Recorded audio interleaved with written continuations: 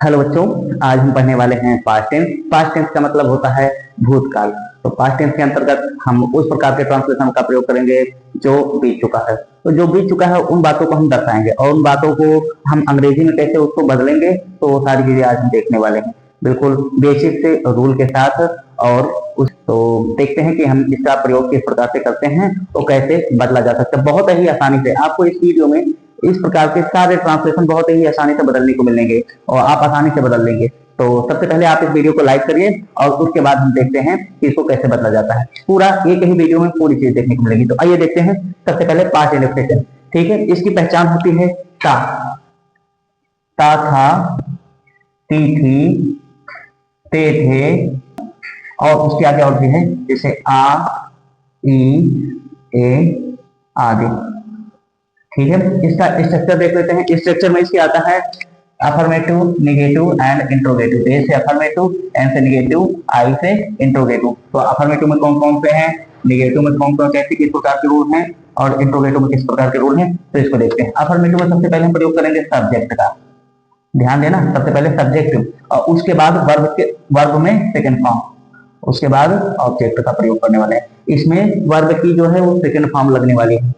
और निगेटिव में सबसे पहले हम लिख लेंगे सब्जेक्ट, सब्जेक्ट लिखा जाएगा सबसे पहले, और सब्जेक्ट के बाद डिड नॉट का प्रयोग होगा। निगेटिव है तो निगेटिव में हम डिड नॉट का प्रयोग करेंगे। उसके बाद वर्ब की फर्स्ट फॉर्म, ध्यान देना, निगेटिव में वर्ब की फर्स्ट फॉर्म का प्रयोग होगा, वो अफर्मेटिव में सेकंड फॉर्म का प्रयोग होगा।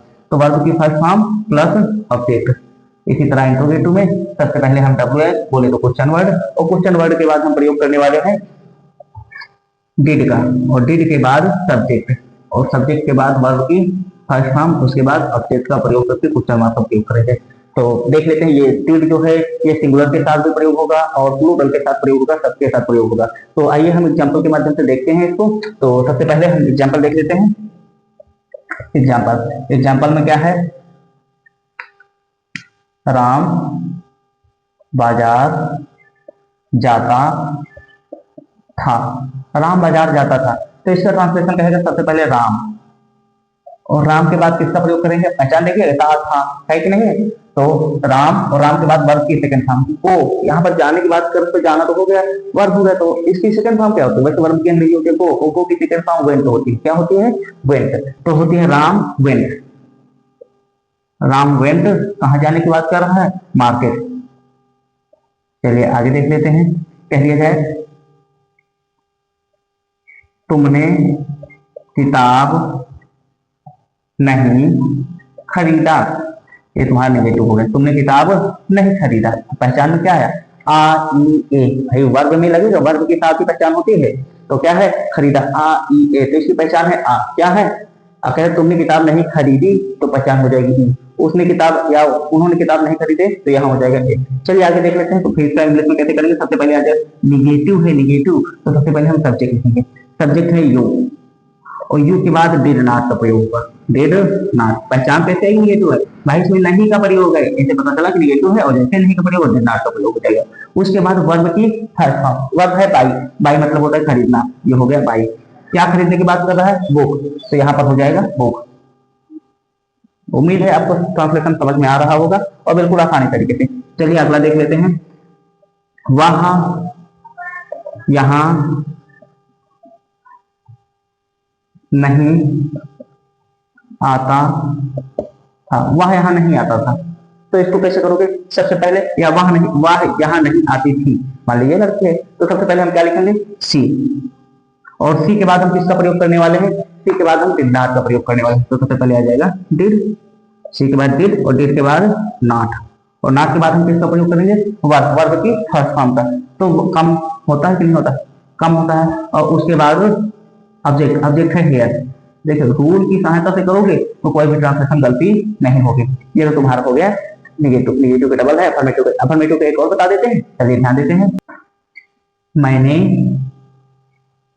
खाना खाया, मैंने खाना खाया, भाई अफर्मेटिव है, तो सबसे पहले मैंने की अंग्रेजी होती है आई, आई के बाद वर्ब की सेकंड फॉर्म, वर्ब की सेकंड फॉर्म, तो वर्ब क्या है इसमें, खाया, जो खाया है, खाने की बात कर रहे हैं, तो उसकी अंग्रेजी होती है ईट। ईट मतलब होता है खाना, लेकिन ईट की सेकंड फॉर्म का प्रयोग होता है, ईट एट, क्या होती है? एट। और थर्ड फॉर्म ईटेन होती है, तो ईट एट, तो इसकी सेकंड फॉर्म होती है एट, एट। और उसके बाद क्या खाने की बात कर रहे हैं? खाना, खाना की अंग्रेजी होती है फूड।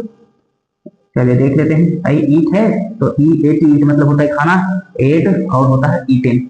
ये हो गया first form, second form, third form. चलिए आगे देख लेते हैं। इंट्रोगेटिव, क्या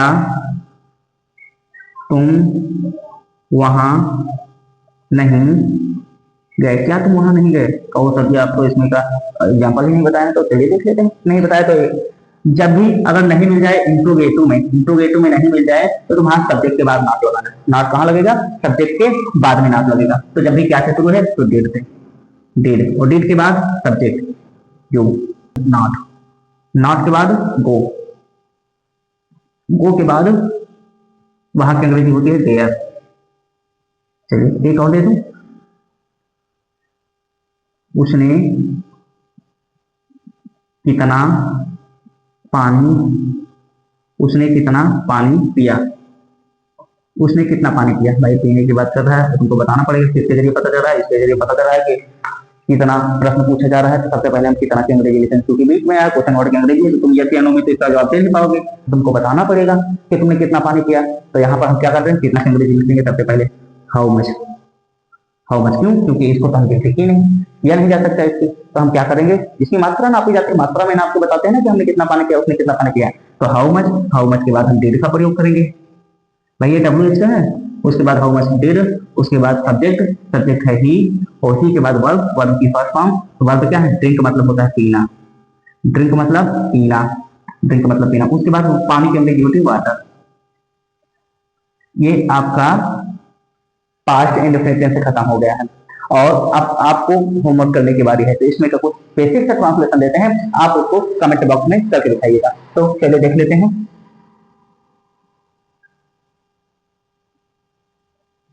राज सेब खाता था। एक और दे दूं। मैंने कार नहीं चलाई, मैंने कार नहीं चलाई। तो यहाँ पर आ जाएगी चलाना की अंग्रेजी ड्राइव होती है, क्योंकि कार तो ड्राइव की जाती है। तो चलाना की अंग्रेजी हो जाएगी ड्राइव, कार की अंग्रेजी कार। नेगेटिव है, ध्यान देना, मैंने की अंग्रेजी आई होती है। तो आप इसको कमेंट बॉक्स में करके दिखाइएगा, बाकी आप इन सभी को नोट कर लीजिए। जय हिंद।